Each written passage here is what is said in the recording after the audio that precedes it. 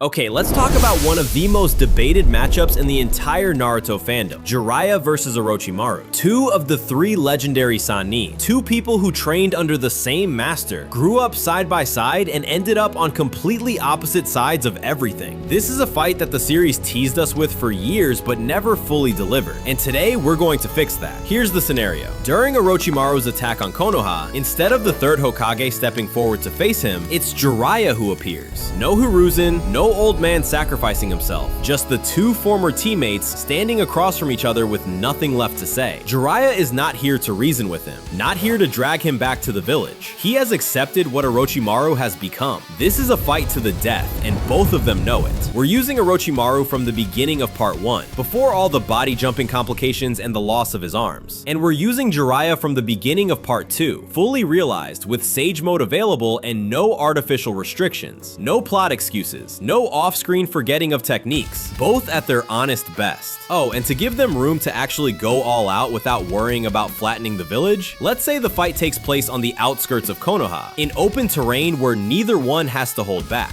Round 1, the opening, feeling each other out. The fight doesn't explode immediately. These are two men who have known each other for decades. They know each other's tells, their preferred ranges, their go-to combinations. That history doesn't make the fight warmer, it makes it colder. Every move carries the weight of someone who knows exactly what the other is capable of. In base form, the two Sannin are genuinely close. Jiraiya is physically stronger, his taijutsu is more developed, his raw durability is higher. Orochimaru is faster on his feet and holds a significant advantage in genjutsu, which is a constant threat that Jiraiya cannot ignore. Neither fighter wants to open with elemental techniques. Jiraiya controls 4 of the 5 basic natures. Orochimaru controls all 5, but the matchups cancel out cleanly enough that raw ninjutsu exchanges would be wasteful. Orochimaru has lightning where Jiraiya doesn't, but Jiraiya's wind nature covers that gap. Neither one is going to win this by throwing fireballs. What this opening phase actually looks like is a very deliberate, very dangerous game of positioning, probing attacks, feints, each man testing whether the other has added something new to their arsenal. Orochimaru's hair and fire techniques are dangerous, but not the threat they would be against someone who doesn't know them. Jiraiya has seen all of this before. The question is what neither of them has seen.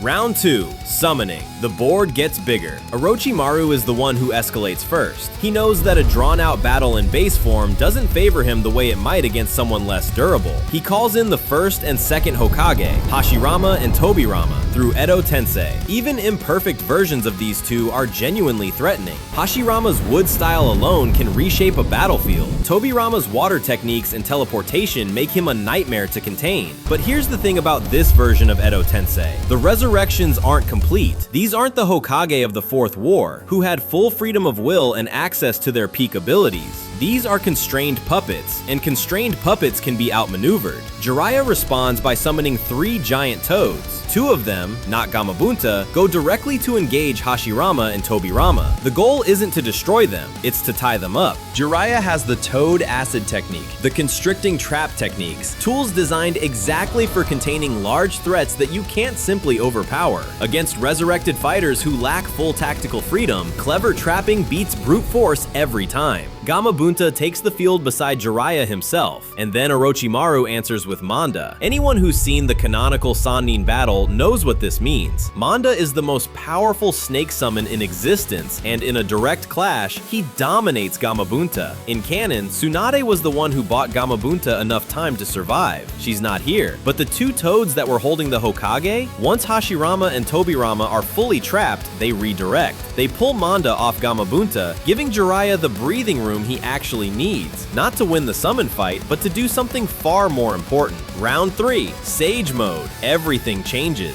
Jiraiya creates distance and starts the process of entering Sage Mode. This is the moment the entire fight pivots on. People sometimes argue that entering Sage Mode mid-battle is unrealistic, that a fighter as dangerous as Orochimaru would never allow it. But think about what's happening on the board right now. Manda is occupied, the Hokage are trapped, Orochimaru is managing multiple fronts simultaneously and cannot simply charge Jiraiya down without losing control of his entire strategy. The Swamp of the Underworld is also available. a technique powerful enough to sink a giant serpent, and here, Jiraiya is at full health, not weakened the way he was in the canonical Sannin battle. The swamp buys time, the toads buy time, the space exists. When Sage Mode completes, the fight is over in all but execution. Jiraiya's sensory perception in Sage Mode is absolute. He detects everything, every chakra signature, every movement before it happens. Nothing Orochimaru throws at him lands. Not on Jiraiya, not on the toads on his shoulders. The information gap alone is enough to make Orochimaru's offense feel like fighting in slow motion. Sage Mode doesn't just make Jiraiya stronger, it makes him untouchable in a way that Orochimaru has no answer for.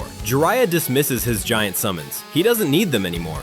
Round 4, the Colossus Rasengan and the Hydra. Jiraiya moves toward finishing this. He prepares the Cho-Odama Rasengan, the giant condensed spiral sphere that is the most destructive single technique in his arsenal. A direct hit from this doesn't leave a body. The crater it creates doesn't leave anywhere to hide, including underground. Orochimaru sees it coming. He's fast enough, he summons the Triple Rashomon, 3 enormous iron gates, and lets them absorb the impact. The gates are destroyed, but they do their job. In the manga, Orochimaru summoned those same gates mid-tailed beast bomb. He has the reaction speed for this. And now, Orochimaru makes his last gamble. He accepts that he cannot win this fight conventionally. He transforms into the 8-headed Hydra, his most overwhelming physical form. 8 massive serpent heads on a single enormous body. His logic is sound. Even a Sage-level fighter cannot simply punch through something this size. He believes the transformation buys him the fight back. He has one critical blind spot. He doesn't know about the Toad Sage song. While Jiraiya kept Orochimaru's attention locked on the Rasengan, Fukasaku and Shima, the elder toads on his shoulders, were doing something else entirely. Quietly, patiently, they were building the melody. The Toad Sage song is not a physical technique. It doesn't care about physical transformation, about how many heads you have, about how large your form is. It's genjutsu carried through sound, and it works on anything that can perceive that sound. The Hydra has 8 heads, 8 sets of ears. The technique hits harder, not less. Orochimaru is paralyzed inside his own transformation. Jiraiya pulls him out of the Hydra's form. One more Rasengan. It ends there. The result, Jiraiya wins, and the honest answer to why comes down to one word: Sage Mode. In base form, these two fighters are close enough that calling a winner is genuinely difficult. At best, Jiraiya edges ahead physically, but Orochimaru's genjutsu and tactical flexibility keep it even. The moment senjutsu enters the equation, that balance collapses entirely. Orochimaru has no sensory counter to Sage perception. He has no technique that bypasses the Toad song. He has no form that the genjutsu melody cannot reach. The Toad Sage song is the key that closes every remaining door. One last thing, about Orochimaru's real peak. This fight is against Part 1 Orochimaru, and that distinction matters. The version of Orochimaru that appeared during the 4th Great Ninja War is a genuinely different fighter. Revived through Kabuto's cellular data, he gained access to all of the Sound 5's accumulated techniques. Moving into the modified Zetsu body gave him Hashirama's cellular regeneration, a healing factor that operates on a completely different tier from anything we saw him use in Part 1. And most importantly, his improved Edo Tensei gave him access to resurrected Kage-level fighters including Minato, who would neutralize Jiraiya before the fight even reached Sage Mode. That version of Orochimaru would be a completely different conversation, but that version never had to fight Jiraiya. By the time Orochimaru reached that level, Jiraiya was already gone. And maybe that's the most painful part of this whole what if. The one matchup that could have genuinely tested both of them at their peaks is the one the story never gave us.